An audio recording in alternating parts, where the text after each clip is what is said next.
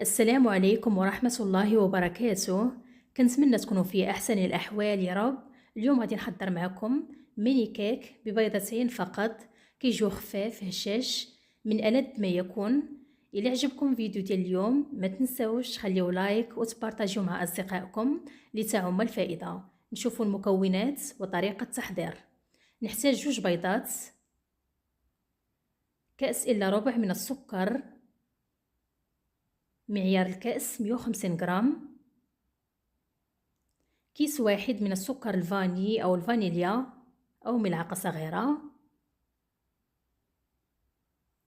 نمزج المكونات جيدا بالطراب اليدوي حتى يذوب السكر ويتغير اللون ديال الخليط، يولي اللون ديالو أبيض على هذا الشكل هذا.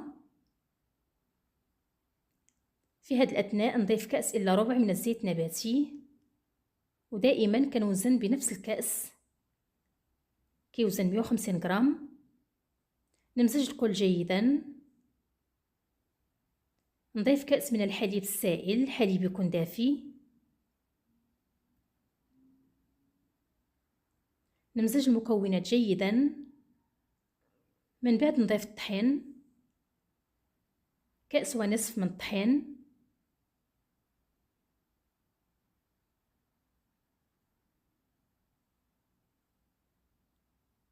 ملعقتين كبيرتين من بودرة الكاكاو،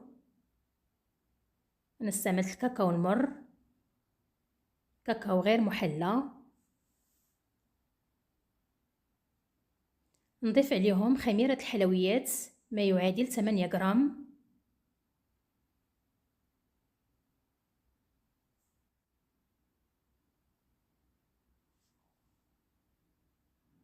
نغربل المكونات أو نخلي المكونات، إلا بقات شي شوائب تبقى في المصفاة.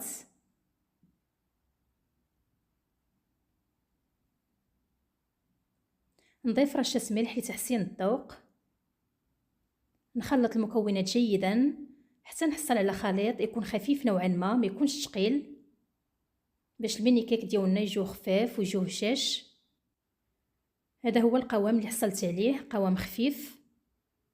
نحتاج قوالب الميني كيك اللي دهنتهم بالقليل من الزبدة، مقاس القوالب 8 سنتي. نصب الخليط في القوالب وما نملأهمش حتى الفوق، لأن مازال الميني كيك غادي نتافخو في الفرن. انا استعملت هاد القوالب، ممكن تستعملوا اي قوالب متوفره عندكم، وممكن تستعملوا قالب كبير. ندخل الصينيه للفرن على درجه حراره 180 درجه، فرن ساخن من قبل.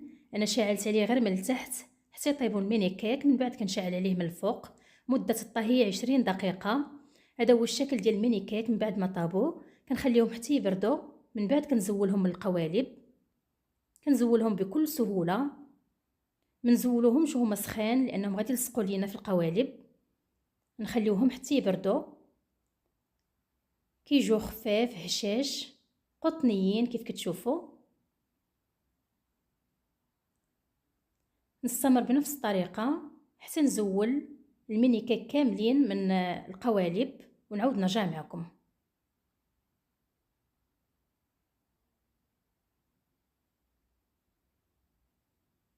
نحتاج مربى المشمش، مربى سائل خاص بالحلويات.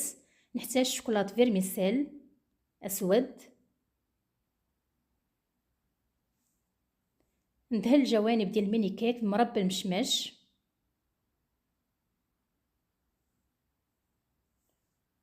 من بعد كنزينهم بشوكولاط فيرميسيل.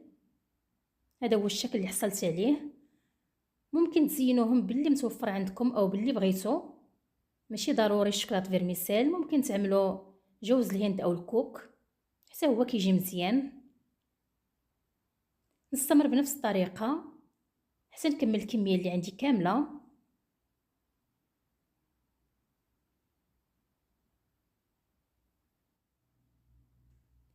نوضعهم جانبا وندوز باش نحضر معكم الكريمه. نحتاج ليها 250 ملي من الحليب السائل، ملعقتين كبيرتين من السكر، ملعقتين كبيرتين من النشا او مايزينا،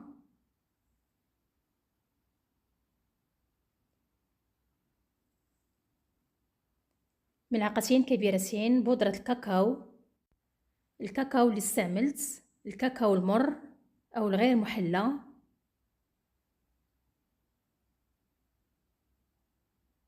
نحرك المكونات جيدا على البارد. هذه المرحلة مهمة جدا قبل ما نوضع الإناء على النار.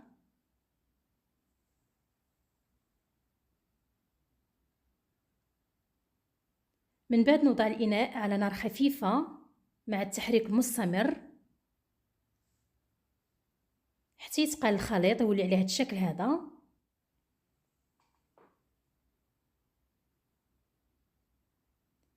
من بعد نضيف 50 غرام من الشوكولاتة السوداء.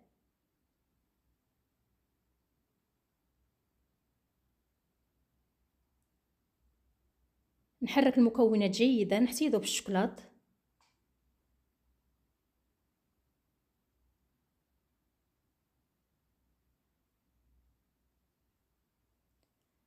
من بعد نضيف ملعقة من الزبدة كتعطي لمعان للكريمة، ملعقة صغيرة.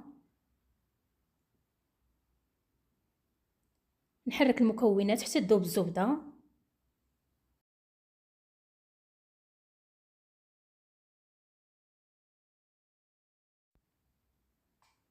الكريمة جاهزة، هذا هو القوام ديالها. نزولها من على النار. نوضع الكريمة في الفراغ اللي في الوسط على هذا الشكل هذا كيف كتشوفوا.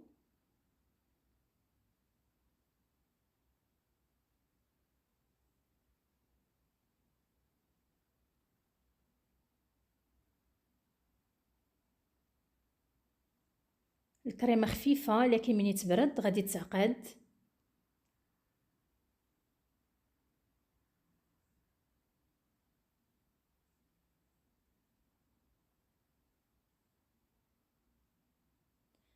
من بعد غادي نزينهم بالموز تزيين بسيط. ممكن تقدموهم بدون تزيين كيبقى الشكل ديالهم جميل جدا.